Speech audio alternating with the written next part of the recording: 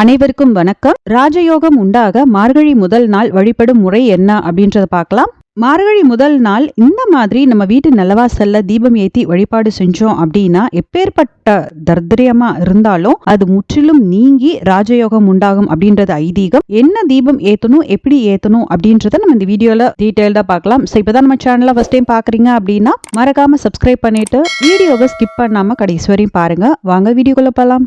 ஜென்ரலா மார்கழி மாசம் அப்படின்னாலே நமக்கு ஞாபகத்துக்கு வர்றது பனிக்காலம், குளிர்காலம். அதிகாலையிலேயே எழுந்து வாசல்ல கோலம் போடுறது, சாணம் வச்சு பூசணி பூ வைக்கிறது, கோயிலுக்கு போறது, விநாயகருக்கு தண்ணி ஊத்துறது, இந்த மாதிரியான விஷயங்கள் தான் நமக்கு ஞாபகத்துக்கு வரும். மார்கழி மாசம் பாத்தீங்க அப்படின்னா முற்றிலும் அது இறை வழிபாட்டுக்கு உரிய ஒரு மாதமாவே கருதப்படுது.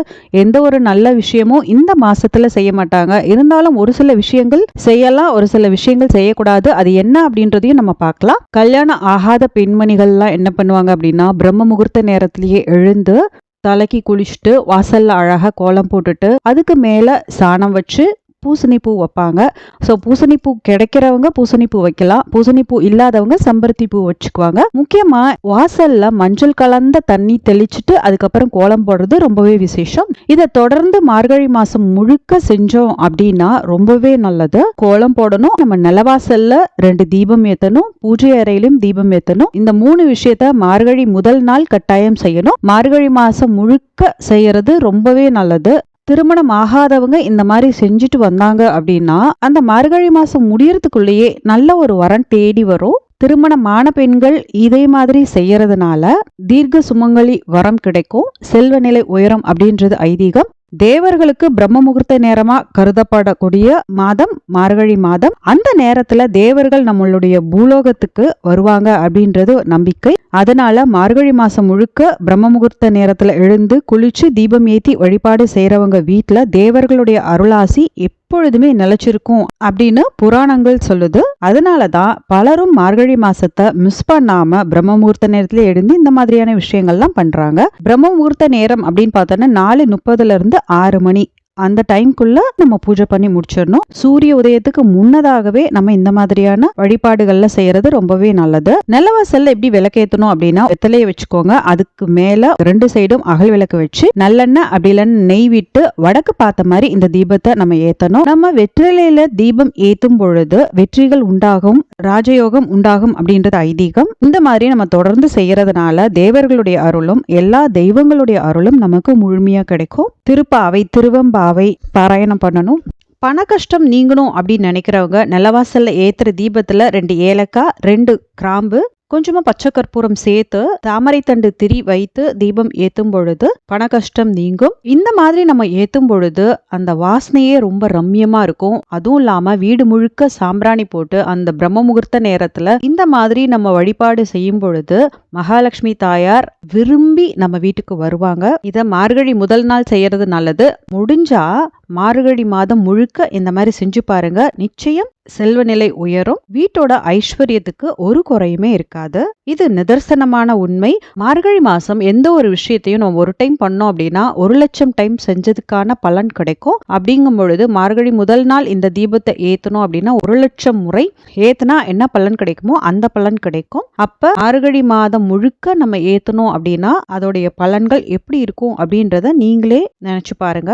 மார்கழி மாதத்தில் செய்ய வேண்டியவை என்ன அப்படின்றத ஃபர்ஸ்ட் பார்த்தரலாம். மற்ற மாசத்தை நம்ம கம்பேர் பண்ணும்போது மார்கழி மாசத்துல ஆக்சிஜன் அதிகமாவே இருக்கும். அதனாலதான் அதிகாலை பிரம்ம முகூர்த்த நேரத்திலேயே எழுந்து குளிச்சுட்டு அரிசி மாவால கோலம் போடுறது ரொம்பவே விசேஷம். கோலம் போடும் பொழுது நல்ல பியூரான ஆக்சிஜனை நம்ம சுவாசிப்போம், நம்ம உடம்புக்கு ரொம்பவே நல்லது.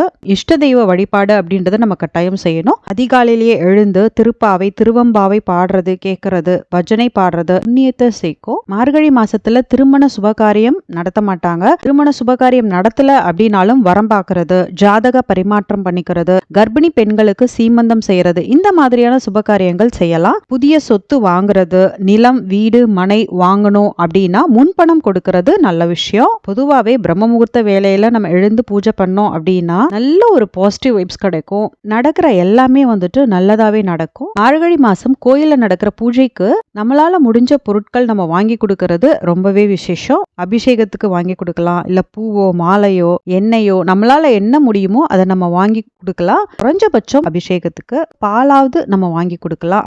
அதே மாதிரி மார்கழி மாசம் அன்னதானம் செய்யறது ரொம்பவே நல்லது. மார்கழி மாசம் அப்படின்னாலே குளிரா இருக்கும். அப்ப இறைவனை தரிசிக்கணும் அப்படின்னு வரவங்களுக்கு நம்ம பிரசாதம் கொடுக்கறோம் அப்படின்னா அது இதமாவும் அவங்களுடைய வயிறு நிறையிற மாதிரியும் இருந்துச்சு அப்படின்னா நம்மள மனதார வாழ்த்துவாங்க. கடவுளுடைய அருளும் நமக்கு முழுமையா கிடைக்கும். மார்கழி மாசத்துல செய்யக்கூடாதவை என்ன அப்படின்றத பார்க்கலாம். மார்கழி மாசத்துல விதை விதைக்க கூடாது, திருமணம் செய்யக்கூடாது அப்படின்னு சொல்லுவாங்க.